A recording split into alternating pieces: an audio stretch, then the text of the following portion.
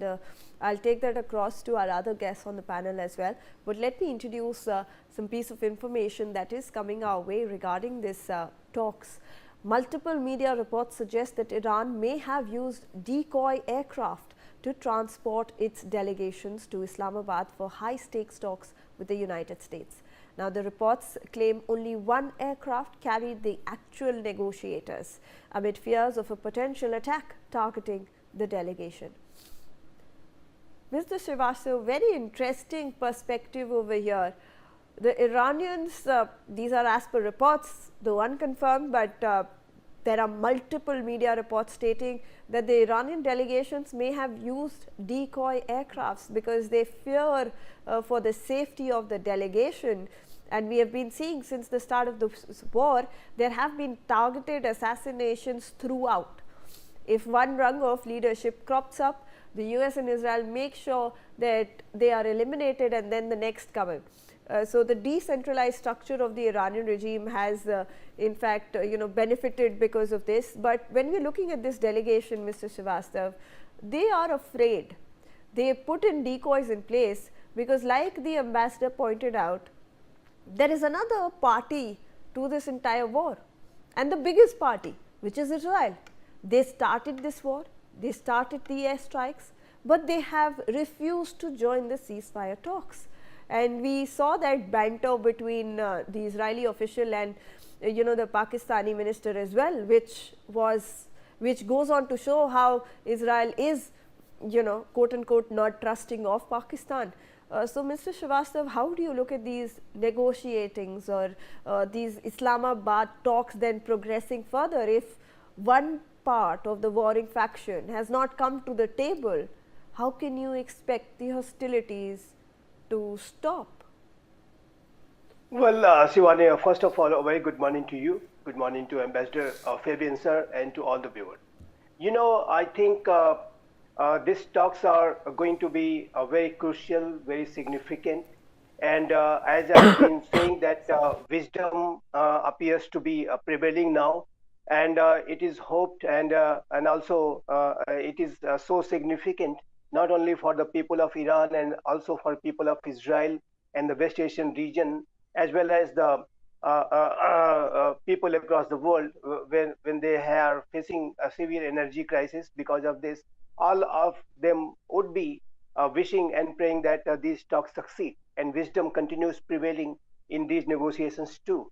And I think United States of America also wants to see this succeed.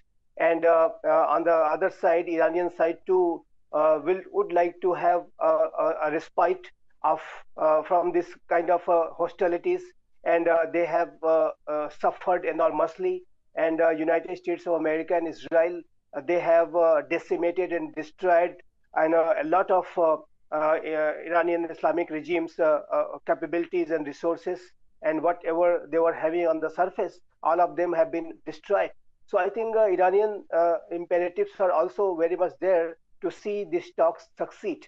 And I think whether Speaker Kalibov or Foreign Minister Arakchi and other leaders, top leaders, would be willing to go ahead with these talks with a constructive approach and with the approach that they will come out with some win-win formula. And similarly, if the United States of America has chosen to send its vice president, and that is very significant for these talks, that is quite understood that what kind of a seriousness America is giving to these talks, because vice presidential level delegation is one of the topmost delegation other than the presidential delegation. Just after presidential, this is very significant. So I think both the sides are giving a lot of importance to it, and international community also wants to see this succeed. But as far as Israel is concerned, I believe that Israel has its own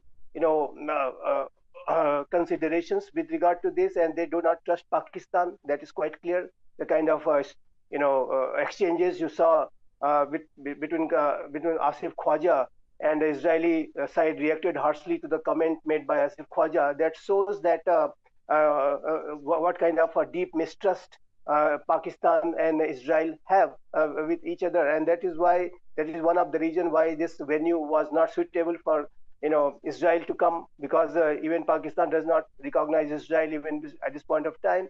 But but Pakistan's role, I would also say, that has been of that of a messenger, and they are playing that role that should be recognized, but not more than that, because that I think that venue, Islamabad venue, is one of the venues, I believe, which is there in these talks. And I also often say that this is the beginning of the end of this war, and this Right. is the beginning of the negotiations to end this war.